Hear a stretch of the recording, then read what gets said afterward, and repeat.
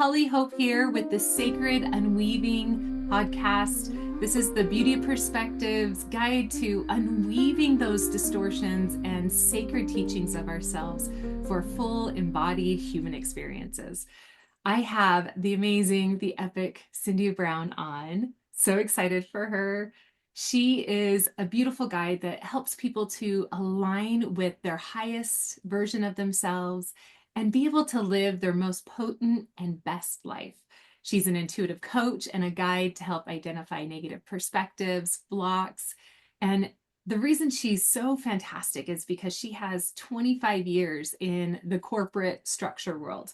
So she knows the ins and outs of what it means to live in this human world and follow those dynamics. She's also discovered that life's meant to be enjoyed and not just endured. And she now has this powerful bridge between the non-physical world as a beautiful medium, as well as the understanding of corporate worlds and business structures. So the most powerful thing I love about Cyndi is that she has this ability to offer this sense of clarity and directness with this immense amount of love, and the ability she has to see people, not just the non-physical people, but to see each individual as their raw human potential and their good side, their ugly side, and just love it all and help you to feel very okay with who you are. So I want to say thank you and welcome, Cyndi, for all of your beautiful offerings and being on with us today. Thank you so much. I am so honored to be here, and thank you to the beautiful Holly. She really has been such a great inspiration in my life and really allowed me to connect the dots that I wasn't able to do before. So I'm so grateful to you, Holly. Thank you so much. You really allowed me to step into who I really am and embrace that and all of its wonderness and messiness all at the same time. So thank you. I really am so honored to be here. I love it. And I love the flowing wind, adding to your mysticism here. So we're going to flow.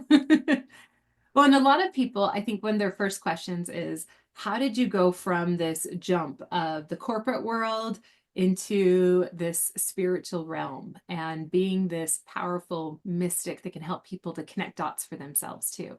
I will be honest, I didn't expect what happened to happen. So I have been in the corporate world most of my adult life. I was the major breadwinner in my home and still am. And I owned a business for about 6.5 years. And I had a partner who decided that stealing was his highest priority. And so he stole quite a bit of money from the business. And then COVID hit. And I suddenly came face to face with myself. I had to close the business, and it was everything. I was my agency. It's the way that I identified.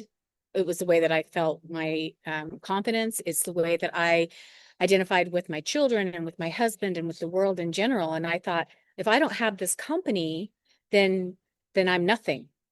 And I literally remember after having to close the business, and I mean, it changed not just my life, but it changed so many people that had worked for me. It changed their life. And I felt that personally. And I remember laying on the floor of my closet and begging God to take me, because I literally thought, I have nothing left. Like, I don't know what I'm supposed to do now, because this is gone. And you gave this to me and then you took it away. And I was so angry and so hurt and so many things. And I literally was just like, okay, that's it. I'm done. You could take me. Like right now you can take me and I'll be done. And by the grace of God, he didn't, which I was very grateful for. Because it allowed me for the very first time in my life to come face to face with who I actually am. I'm not what I do. I actually have so much more, and we all have so much more. We are such powerful beings living in this fleshy bag for, 80 to 100 years, however long we get to be here. Some of us shorter, some of us longer. But that's not who we are. That's not our essence. We're so much more powerful and so much bigger than that. And when I had to come face to face with that reality, that's when I had a decision to make. I had to make a decision on if I was going to allow the doubt and the fear and the overwhelm of losing a company and losing a business that's very physical and very in this world, or if I was going to rise and actually ask myself and the universe, what is it that you want from me? And that's when I met you. and everything started to come along. Mm. And I love one thing that really stands out for me is this identity piece. And so I'm just gonna like, ooh, because I know that that's a question I get a lot of, you're in this unraveling and your self-identity as this successful, brilliant businesswoman is shattered. And then other areas of your life that are affected by it, even being a person of integrity and having employees and other people you're working with, and now that looks on you. And so there's also an identity that comes into play when we open up spiritual gifts and we go from such a drastic polarity from logistically 3D corporate to, oh, I can see things that nobody else can. So that identity shift is a big jump. Did you find that that was a challenge for you to see yourself as a medium? Is that what you call yourself? Yeah, I think what happened was that I came face to face with myself for the first time in my adult life. I was 50 when this happened. And as a young child, I have always had the ability to see the spiritual realm. Since I was a child, I would have spirits visit with me. I saw things that the average person didn't see. I tried to talk to my parents, but my childhood was really dysfunctional in nature and emotionally abusive and not conducive to support. So as a child, my parents thought that I had just an overactive imagination and they never really asked more questions. And I remember feeling weird about it. I remember the very first time my great grandmother had just passed. Mm. And I had gone to her funeral. I was maybe 5 or 6 years old at this time. This would have been my grandpa's mom. And I didn't know anything. I mean, I didn't grow up in a religious home. And so I really didn't know much about funerals. I went to this funeral and everybody was so sad and crying. And I just felt the weight of the sorrow and the grief. And it was hard. So that night, I went to bed and I was really scared because I had witnessed and had felt all of this emotion and then I didn't know how to process it and I didn't know what to do. So I would take my blanket, put it over my head, cover my mouth so you could just see the very bits of my eyes. Because I thought if you can't see me, I can't see you. Right. So, but I remember distinctly at that moment that somebody came into my room and I thought it was my mom, actually. So I turned over, there was a window right beside my bed. And as I turned to look, there was my great grandmother, though she looked beautiful. And she was standing there and she communicated to me that Chills. she loved me, yeah, that she was safe, that she was okay, that she was happy, that this was the way of of life and that this was supposed to happen. And I remember feeling so much peace and so much um love at that moment. So I turned back and I thought, did I really see that? And I turned back again and she had left. And that's what scared me because she was gone. And so I Mm. screamed and my mom came in and she put a blanket on the window and everything like that. And I told her what had happened, but she just said, you must have been dreaming. I was not dreaming. And so things like that had happened pretty periodically throughout my childhood and then kind of went away as a teenager.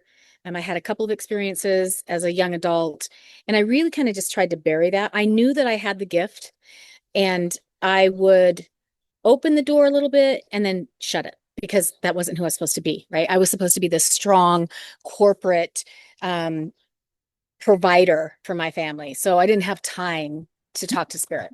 I think that a lot of us who have these gifts pop in at an early age, they do get sidelined as imagination. I know I've had several medium friends who they literally will say, like, I had the biggest imagination ever, and then one day I realized it's not my imagination because that's the part of the brain that's very similar. And then I know on the other side, there's those of us like me who I could feel and sense things but not see them. And my Yeah. blanket went all the way over me. I just leave my mouth out to breathe. So you could breathe. Yeah. I don't even want to see them. I don't want them to see me. I don't want to see what I'm not seeing. And for me, I would have night terrors over and over. So I shut Oh, I did everything too. down. And I Mhm. refused to acknowledge that I was feeling anything because Yeah. the panic was so intense. And it Yeah. wasn't until my early 20s that things opened up again. And it wasn't until there was a need or a desire. I'm curious what the experience was like when you started to open up your gifts again and you started to be more comfortable with them and started to say, okay, I'm going to do something with this. I think that it was a gradual progression because I've always known things that there's no reason I should know them, but I know them. right? Um, go check on the neighbor. I think something has happened and we find out that the husband had just passed. Go, let's call this person or let me go check on this person. And so I kind of have always had that. But at this moment, when I had lost my company, um, I had started to do some journaling. And one of the things that really helps you connect with your true self and your higher source and also spirit is journaling and then automatic writing. So I started to journal and I literally started to write my conversations with God or the universe, whatever you believe in, right? Yes. Whether it's God or universe, I believe in God. So I would write out my conversations with God, and I would talk about all of the things that I was feeling and all the things that I was going through, and ask all the questions, and then I would pause, and then all of a sudden, the thoughts and the words I would start writing them, and I would write and I would write and write and write until I couldn't hear it anymore in my head. It wasn't an audible voice; it was inside my head. And and then I would pause and I would read it and I would realize at that moment that that was the exact direction that I needed for that particular moment. Mm. Right. So that was the beginning. And then it was like, okay, but how do I get through the trauma and how do I get through the loss? And that's when I discovered the drums with you, and the drumming reorganized my being. I don't know how else to describe it. It reorganized the inside of me. It was able to reorganize it and heal it and make it more in alignment. So there wasn't that fear anymore. That wasn't the fear of, oh gosh, it's okay if you see dead people. Which is a big fear. Right? I hear But it it all was, the time. yeah. But it was the first time that I thought, wait, my higher self is powerful. She wants me to connect with her. She wants to speak to me because I have a work to do right now. And it was a combination of the journaling and meeting you and the drumming and really starting to unwind all of the conditioning I think that we go through as humans. We get conditioned that it has to be this way. You have to do it this way. You have to believe this. And if you don't, then something's wrong with you. Mm-hmm. And that's just not true. I agree. When it's so funny every once in a while when people are coming to me for a session for the first time, I let them know like, and I'll tune in. It's kind of like channeling, don't worry, my eyes will roll in the back of my head and I'll drool and convulse a bit, Words but will it'll come be out. okay. That'll be fine. And I do it with a straight face and I just watch them go, what? Really? And I'm like, I'm Yeah. just kidding. You Yeah. probably won't even notice that I'm tuning in because Yeah. it's so automatic and it's not the dramatic facade that a lot of times we've been fed with when we've looked at movies and media. And so there is a lot of fear that I feel like comes through that. I know that one of the things that I hear a lot is, well, I'm afraid to open up and see because if I let myself see what's there, then what if I see something that I can't handle? Or what if I see the scary? Or what if I see something that didn't have permission to come in? So, are there things that you do that kind of eliminate that fear of something scary coming through or something dark or evil coming through so that you know exactly who you're communicating with? I think the very first thing that helped me the very most was going through your empath course. Am I an empath? And understanding that things that I'm feeling, some of those emotions definitely are mine, but so many of them were not. And I was picking up other situations and other people going into a restaurant and being so happy to be at the restaurant and leaving with the grouchiest, baddest, horriblest attitude in the world. And my husband's looking at me like, what is wrong with you? I just took you to dinner. Like what? Like, what's wrong with you?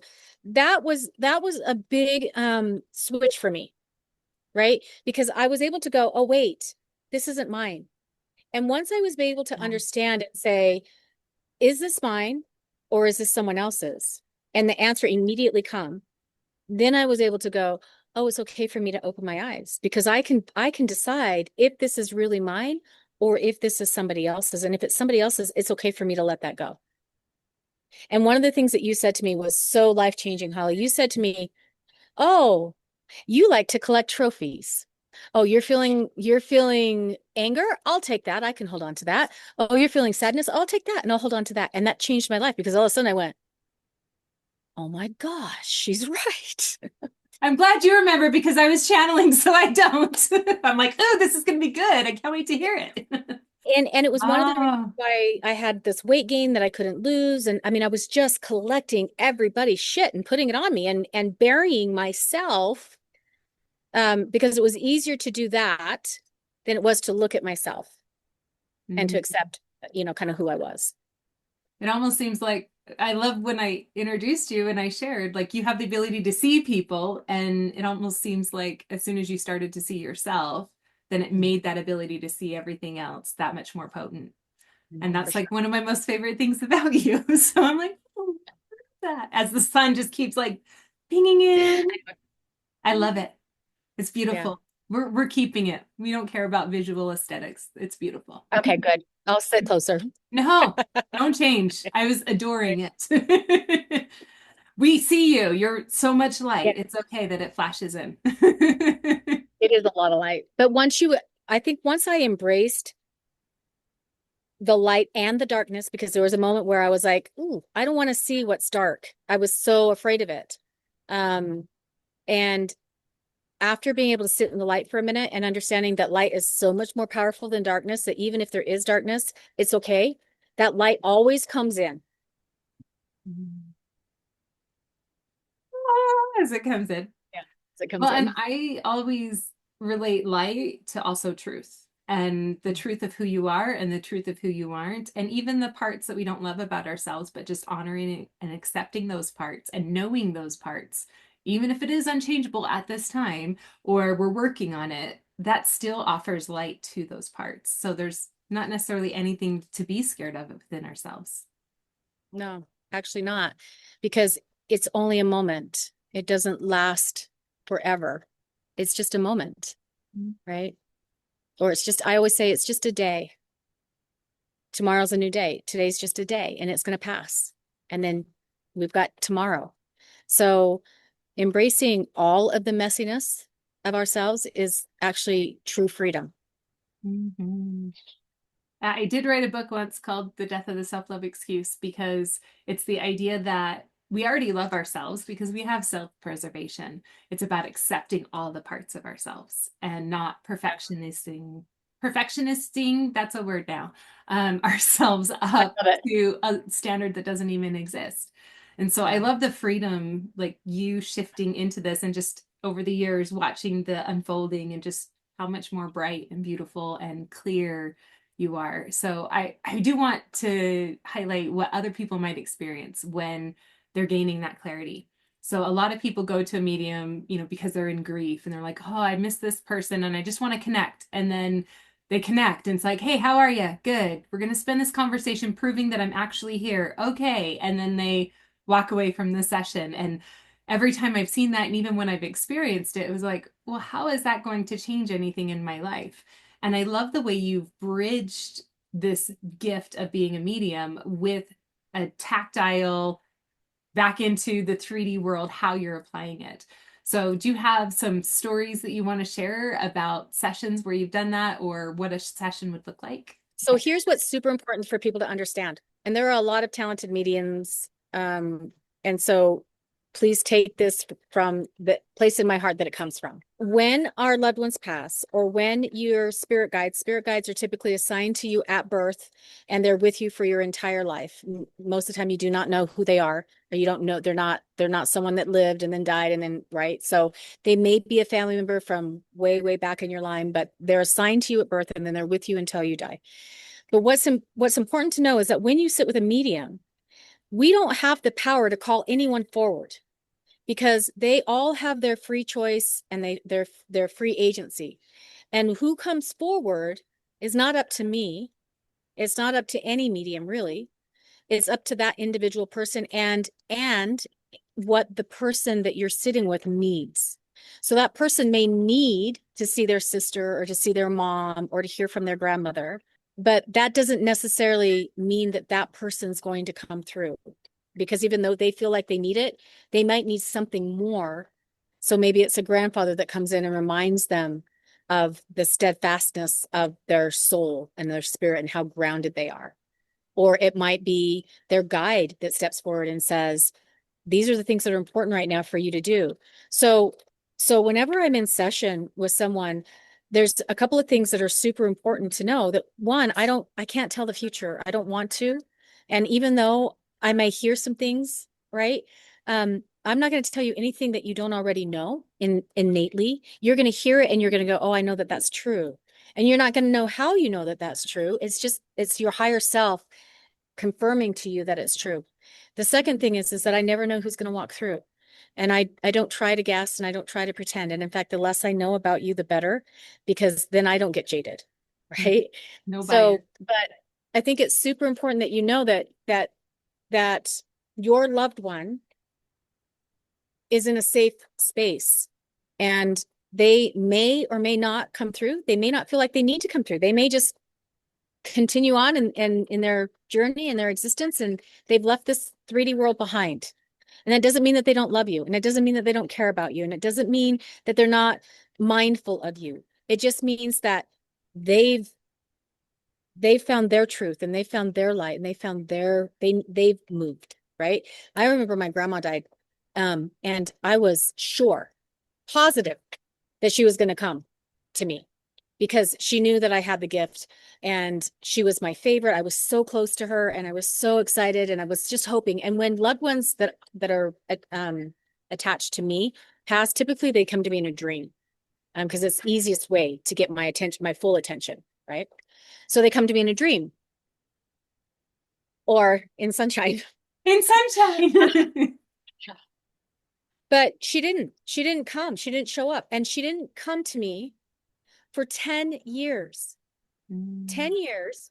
And it wasn't until I was getting ready to go to the intensive healing retreat in Mexico, the first one that we did, wasn't until then that she came to me the night before I got on the plane.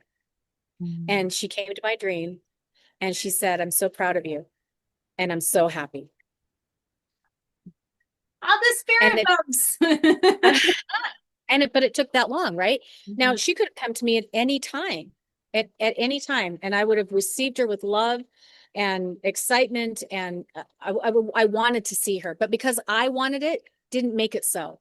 And the same thing happens when you're sitting in session. Just because you want it doesn't necessarily mean it will happen, but you are, gosh, I don't know how to say this other than you are so divinely supported. If people understood how much support was around them, they would never be afraid to take risks. They would never worry. They would recognize that they're in the right place at the right time at the right moment, that they're never early and they're never late. They're right on time every single time. And and spirit is there to help you as you go through the journey, not do it for you. That is so powerful. And, as you were talking about her, I was thinking, it's really interesting because sometimes as a mentor, there are times when I pull back a bit and I give space and time for them to try and figure it out themselves so they can see the empowerment that comes from just being handed the answer and the confirmation. So I kind of wonder if there's some of that going on of like, I know you know that I'm here and I know you know that I can come to you. So now you need to know that you know yourself and Yeah, like allowing that definitely. space. Yeah, definitely. I think there was a lot of that. And not everybody that passes in my family comes to me. Um, and so, but, but once I, once I got in touch with my higher self, once I was able to connect with who I really am and realize that I was a powerful being of light and love and um, completely unconditionally powerful. I don't know how else to explain that, Holly. I'm just like, I have so much I can give. Like it's never ending. That supply is never ending. The minute I walked into that, I wasn't afraid to also be open to others who are on this path and that may need just a little bit of guidance or may need a little bit of support or encouragement Or just to be seen. or to Uh, be seen. One of the phrases I really love is if only they knew, if only they knew the magic they could do, they would never doubt again. Like if you only knew who you were and at your soul level, there would be no fears, there would be no distortion. You would just move forward with that light. But we have this these conditions and these experiences that we do need guidance to move through sometimes. And it's not that we can't see it, but we just get so used to it that we don't. And sometimes coming from the outside, we have that support we need. Well, and you can't mess it up. I don't know how else you can't mess it up. Like you can't mess this up. It's an experiment. It's one It's big an experiment. experiment. What do you prefer? What do you not prefer? What worked? What really felt yucky, but you also kind of like it? Could you keep going back to try and figure out why it felt yucky? Yeah, exactly. You can't mess it up. I tell people all the time, I'm like, look, if if it's not a hell yes, then it's a no. Like that, I just need you to focus on that for like the next 2 weeks. Every decision you make needs to be a hell yes. If it's not a hell yes, then it's a no. And that changes people's lives because all of a sudden they start living for themselves instead of everybody else and every other thing around them. Mhm. And that's one of the other ways that you connect to your higher self because you start asking yourself these questions, not waiting to have somebody else's opinion, not waiting to see what somebody else thinks. I'm asking me, Cyndi Brown. Cyndi Brown, do you want to go to Kazi today? Hell yes, I want to go to Kazi today. Right? Do you want to spend all day in the sun? Hell yes, I want to spend all day in the sun. Right? When that embracement, I don't know how else to say it. Woof, the wind. Holy As the cows. wind picks up, embrace, embracement. Yes. Because we can I'm create. telling you that the wind is not blown all day until now when we're doing this. It's that whole army of support that's surrounding you and And all it's guides getting that are bigger. Look at it. surrounding. It's just, It's even shaking woo! the camera. So do Here's I need your to move raw this? power of light. Well, embracing the winds of change, and for those ready to create some change, what are some of the ways that you offer sessions, or how can people find you? You can find me on the Beauty Perspective website where my information is. You can always go to the beautyofperspective.com and look under practitioners, and I'm listed there. And a session with me is really just connecting with your higher self and see what comes through, what messages come through that are divinely orchestrated for you and what you need in your life at this moment. I love it. And I love the clarity that you offer. So much clarity, so much light. So amongst the chaos of the whirlwind, you hold your center and know who you are, and then you know what you're not. Yeah, That's you know powerful. what, that was really hard because there's so many modalities, right? And I thought, oh, I'm going to teach people how to make drums. It's not my thing. I'm not very good at it. I mean, I can do it if somebody's holding my hand, but I'm not. That's I love to use them, and they said they saved my life. There's no doubt the drums saved my life for so many reasons. But my gift to the world is to let you know that you're not alone. You're just not. You're never alone. And you don't have to walk through life by yourself because you're not. And it's that isolation of, I don't belong, or I have these gifts, or I don't have these gifts. So something's wrong with me. And being able to have somebody in that presence to say, you are abundantly supported with light and wind angels and things flowing through. And now your camera's doing rainbows and the rainbows are supporting you. And you're able, like, with that essence of being seen and knowing you are being held, there is nothing you can not do. Like you can have and do and be whatever you want and however you want. It's funny because I heard a saying one time that said, you can have it all, just not at the same time. And I think that that's true. You can have it all. But our priorities shift as we grow and as we get older and as things change. And you have to be willing to swerve, as my one of my mentors, Roger Anthony, used to say, you have to be able to swerve with life and let it flow and get in that flow. So it comes with grace and ease, and you can have the things that you want in the timing that is meant for you. In the timing that is meant for you. And also, I feel like your alignment to match with it, because if you Yeah. want something and you keep pushing towards it, but you're weighted down by things of the past or blocks, you're not going to be a vibrational match for it. And I think that's what's so great about Hollie, if I can say this, is that you're so good at finding the blocks and finding the shit And you're just like, okay, let me move that for you. You're being blocked. Let's just move that. And then we can get on with life. And I love that about you because it is your gift and you can tune in and find it with like laser precision. For me, it takes me a minute because they give me pictures and words and I try to put it together and then I have to try to this, right? And so sometimes it takes a minute, but you have this laser precision to get in. So if someone hasn't had a session with you yet, man, I highly recommend it because you'll find out things about yourself that you always knew were true, but you didn't know how to move through it. And Holly helps you move through it. And she doesn't let you off the hook. She's like, no, no, we're going to keep moving. I remember one time I was in a session with Holly. I thought I was having a heart attack. I literally thought I was going to die, y'all. We were in this big session in with these women, and it was the first time I'd ever seen a drum. And I remember she was facilitating, and I looked at her and I said, my heart, like, I'm going to have a heart attack. And she's like, He's like, no. no, really, And I'm call like, an no, really, ambulance. yeah, like I'm going to die. I'm going to have a heart This attack. is not energy. You are in charge. I forget what you said, but you said something very corporate-y. It was Yeah, I like, did. I said something you really are the like, responsible party for this event. Like, get me an ambulance. really Liability, I bad. think is what you said. Liability, Yeah, get me an yeah, ambulance. yeah, something like that.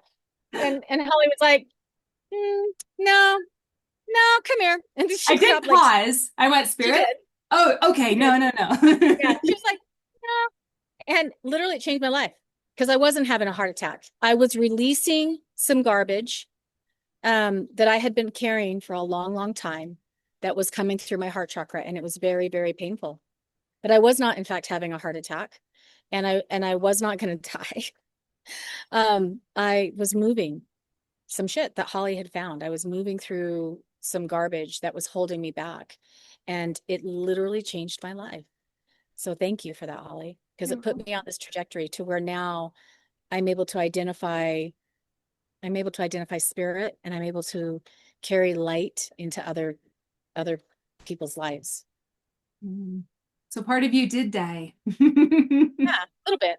Little The bit. part that needed to. The part that needed to, that was holding back from being able to be an expression of that light and to have that freedom to connect different worlds and realms and energies so that people can really feel that ignition within themselves. I feel like that's one of the things that you do that I love to watch is that spark. Like that light's there. Hold on, watch. Fan the flames. There you go. Yeah. On fire. And here, now you can understand what the flames are. So don't freak Okay. out. You have Yeah. control of the flame. You are a fire mover, whatever they call it. Yeah. Firebender, airbender, Firebender. Yeah. But firebender. in order to carry the flame, you have to walk through the flame. And it's super important that people understand that you can't carry a flame unless you've walked through it. So once you walk through the flame, now you're a flame carrier and you can help others walk through it so they also can and carry that flame. And that's a really important lesson to understand that sometimes hard things happen to us and they happen to every single person. It doesn't mean you've done anything wrong. It doesn't mean that you're undeserving of something else. It means that this is part of your life's contract and you have to walk through the fire to carry the flame for whatever the reason may be. It may be for someone else later in your life that you don't know. It may be for you, but it happens to everyone. I love that reminder because a lot of times I've been at points where I'm like, this is so horrible. Why would I even want to come out of this? Like, I've been in those suicidal moments that you described. Like, I'm like, oh, yeah, I know that exact feeling. And I think I swore at God a lot more with fouler language. Probably not. Mine was Probably pretty not. bad. Probably not. It felt We're very, the same. Yeah, yeah. we were aligned. We'll be honest with ourselves. Yeah, it was a big tantrum. And in those Pretty moments, there much. was that little tiny spark of thought, like, but if I figure this out, if I can move through this, imagine me helping even just one other person. One other person. Or, That's right. sometimes we get stuck in a guilt piece where it's like, woe is me and poor me. So we love to operate out of guilt sometimes. And I use that for my advantage because I'll even say, okay, we'll give up then, Holly. Okay, I give up. I get to give up. And then I'm like, wait a minute. Now, if there's somebody who's frustrated or crying or been praying for support, you giving up means they don't get the support from you. How does that It's feel? It's amazing. like, Ooh, that's worse. Fine, not Fine. not Don't do more. it. But it does motivate us, Yeah.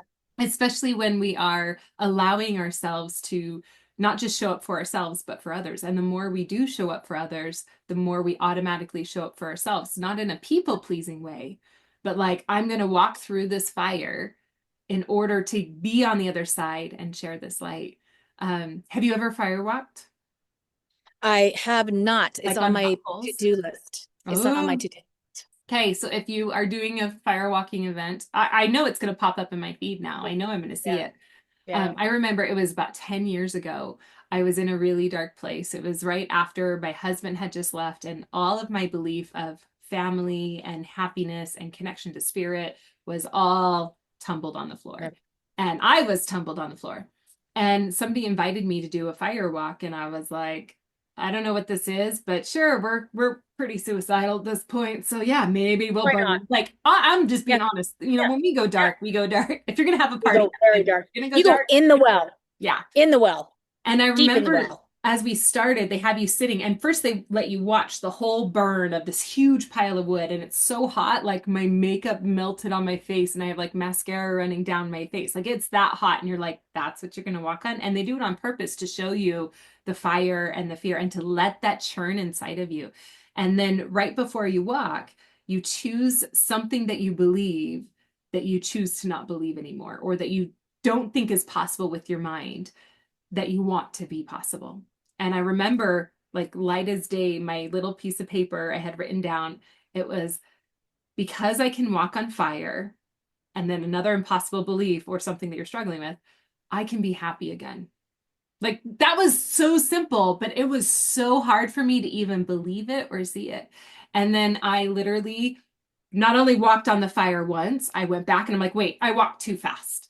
And so then I did it again, That slower. sounds like Wait, you. I did That that too. sounds like you. Let me go slower. Let me go slower because I didn't even feel a burn. Because I can walk on fire, I can be happy. And I went again, walking it very slow, and I finally felt a little warm. And it was like, oh my goodness, the world as I see it is not always correct. It's true. And things I think will burn me sometimes will just ignite me and strengthen me. And so, as you shared walking through the fire to share it, I'm like, oh yeah, like I would love to do that again. Maybe we should make a, I don't want to facilitate that Let's do it. liability. Okay, yes. Somebody else. Somebody else knows Somebody how to who do it. does that, that would be wonderful to set up something like that Yeah, it's because cool. it was really powerful to physically see something that you can't ever fathom believing come through. And, you know, even when people have a session with you, the things you speak, I know that there's a lot who may say, whoa, how are you able to do this? What's going on? Where's this coming from? And all these questions come in. So I love that we're able to have this conversation so they can go, it's okay that you don't see it and you don't understand how it works or why it works. Like I still don't understand why the coals don't burn my feet. It was really hot. And then I even like put something on them to make sure they were hot and it melted. And I was like, okay, cool. Yeah, no, it's hot. But it was a matter of allowing myself to trust it, even though I didn't logistically 3D know how it works, because it's not something of this realm. And but yet it does interact with us in a way we can understand when we have somebody to interpret and make it safe and filled with love and ease and so much light that keeps blasting through. So thank you for your offering Well, of doing that for you're so people. welcome. Thank you. It is an honor, and it truly, we truly are so guided and protected and watched over, and there's just so much that we can do. So much that we can do if we allow ourselves to do it. Any last shares before we wrap up and complete Uh, our discussion? I mean, I know we can talk for days. yeah, we could. You and I could talk for days. Well, I think we maybe have to do a part two. I think if I could say one thing, um, death is not scary. It's just a transition. Mhm. Your soul is forever. It lived before, it'll live after, and it lives now. And now is the time to embrace the very present and know that um, you have guides that want to be in touch with you. They want to talk to you. They want to clear the path for you. And I can teach you how to do that because I've learned how to do it myself. Because you walk the fire. I walk. Oh, and you can walk the fire with them. They don't have to do it alone. Yay.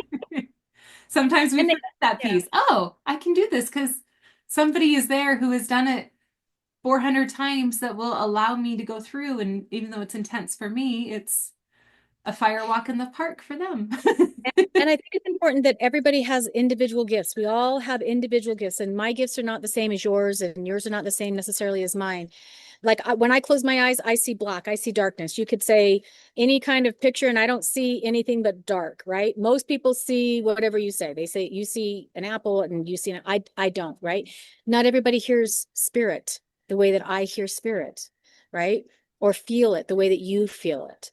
And it's okay. You just have to figure out what works for you and how they talk to you, because they do talk to you.